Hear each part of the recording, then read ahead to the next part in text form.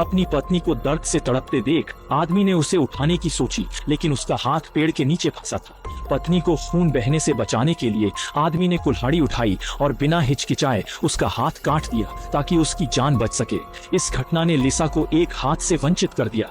वह तुरंत महसूस करने लगी कि वह अधूरी है। जब लोग उसे अजीब नजरों से देखते, लिसा को लगता जैसे वह जिंदा रहते हुए भी मर रही हो। पत्नी को खुश करने के लिए पति ने उसके लिए यांत्रिक हाथ खरीदा, लेकिन ऐसा भद्दा कृत्रिम अंग लिसा को पसंद नहीं आया। उदास पत्नी को देखकर पति का दिल दुखी था। ताकि पत्नी आत्महत्या न करे, आदमी ने ओवर टाइम काम करके उसके लिए यांत्रिक हाथ डिजाइन किया और यह देखकर पत्नी को दिलचस्पी हो गई। लेकिन जो बात आदमी ने कभी नहीं सोची थी वह यह थी, लालची पत्नी ने उससे शुद्ध सोने का हाथ बनवाने को कहा। कहती थी कि उसकी पहचान के लिए सोने का हाथ ही सही है। पति यह सुनकर हैरान रह गया, क्योंकि सोने की कीमत 1000 रुपये प्रति ग्राम थी और उसकी बचत से एक सोने की उंगली भी बनाना मुश्किल था। लेकिन पत्नी की हालत देखकर दयालु पति ने उसकी बात मान ली।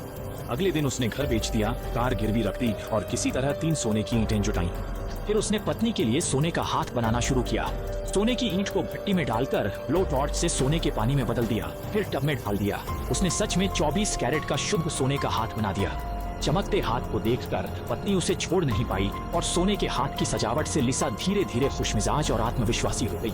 लेकिन किसी को उम्मीद नहीं थी कि जल्द ही लिसा के शरीर में समस्या आएगी। लंबे समय तक सोने का हाथ पहनने के कारण लिसा को फेफड़ों की बीमारी हो गई। डॉक्टर ने कहा